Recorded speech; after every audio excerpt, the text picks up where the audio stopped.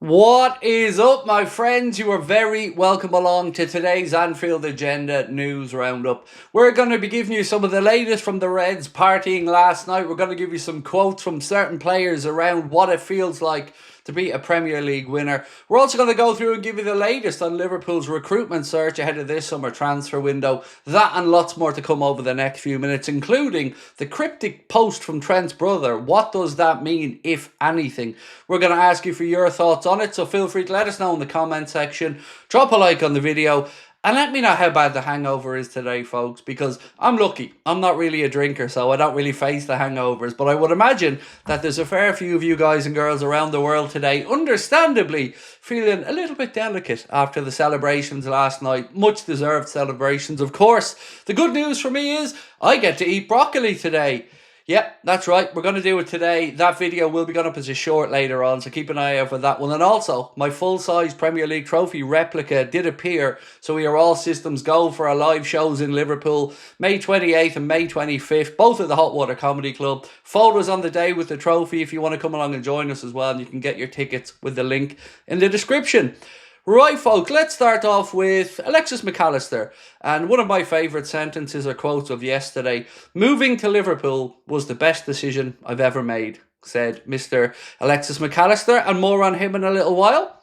So, some thoughts about Liverpool's transfer business now, and the media are already kicking into gear. Anfield Sector posted a quote from Phil McNulty that said, "Liverpool will now go into overdrive this summer with their recruitment team under sporting director Richard Hughes, well on with preparations to add heavyweight reinforcements." Hang on, heavyweight? Does that mean I have a chance?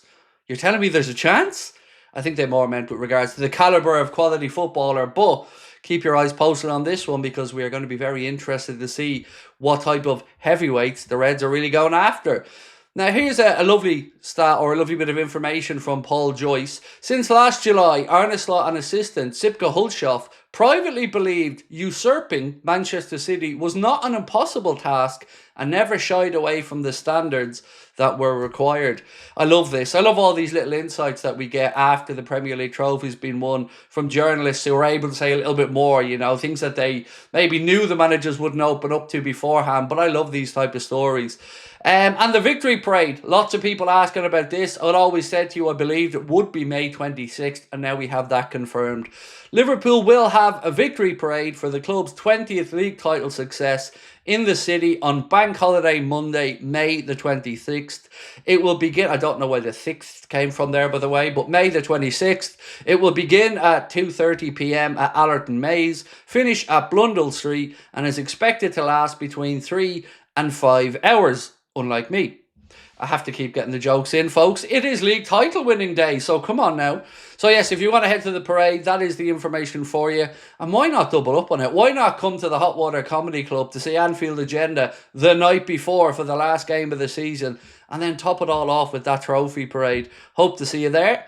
Alexis Mac Allister, we promise you a little bit more from him, and this is some of what he had to say about why he chose Liverpool, what it means to him, and I hope he knows quite how much we all love him as well. So he said, "I never forget where I came from a family that taught me the value of hard work, from dreams born with an Irish surname and an Argentinian heart."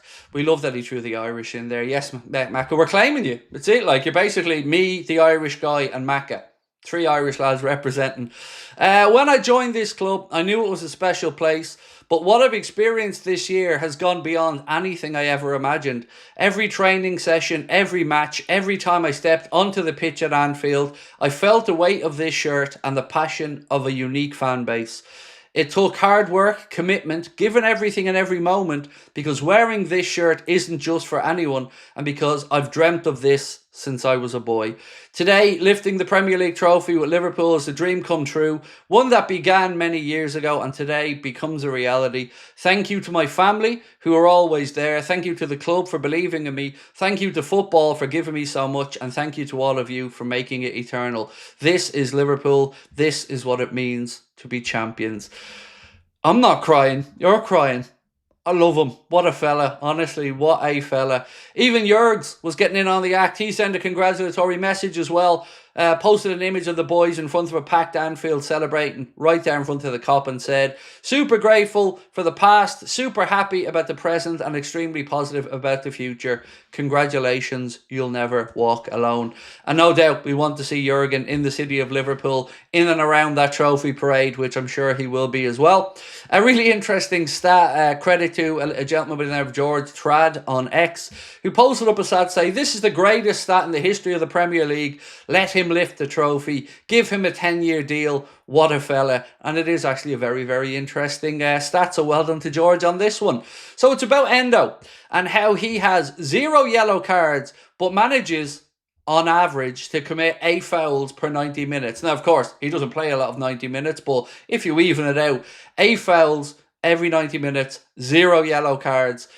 What a stat that is. I mean, the next one on the list, by the way, is Will Hughes, who has 11 yellow cards and stats for 2.9 fouls every 90. But Wataru Endo, just there, or Wataru, excuse me, Endo there, just proving again why he's God tier. Now, David Ornstein's been speaking a little bit about Milos Kerkez and the race for his signature and why the Reds should be confident. He said, Milos Kerkez is one of the players that Liverpool are looking at. They won't be the only club in the frame. We've heard Man City and Real Madrid like him, but I think they're in quite a strong position. I think it would require one of those that are already there to leave. And I think he's right about that. We will lose a left back this summer, but Milos Kerkez should be number 1 on that list, and let's wait and see what happens. Speaking actually about right back, this is also what David Ornstein had to say. Right back will be interesting because they don't necessarily have that as a higher priority than left back, but if and when Trent Alexander-Arnold departs, and we expect him to join Madrid, that is the direction of travel. Maybe if there's an opportunity to add depth there, they will. Now on this, and this leads us to that cryptic post. So Trent's brother posted an image of them all celebrating, I think onto his Instagram, and then posted what I believe, and many believe, is a lyric, I believe, from a song or something. But why this exact post? Banners are ready in case we need to retire your jersey. Yeah. Now look, that leans into Trent leaving, and again, it isn't definitive because, of course, we know that that's one thing Trent hasn't been yet.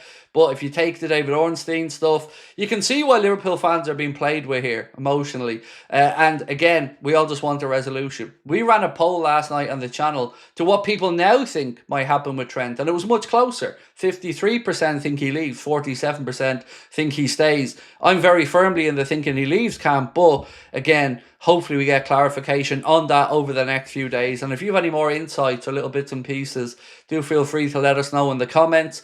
Obviously, we seen the camera panning to Trent yesterday, and all of us asked, how could you leave this, Trent? How could you leave this for Madrid? Let's wait and see what happens. But join me tonight, 8:45 for the late night agenda. The short and TikTok of me eating the devil's food, broccoli, will be out later on as well. But I want to say thank you for an incredible day yesterday. Getting to share it with you all was spectacular. And here's to many more. So we'll see you tonight, 8:45 for the late night agenda. Much love. Bye-bye.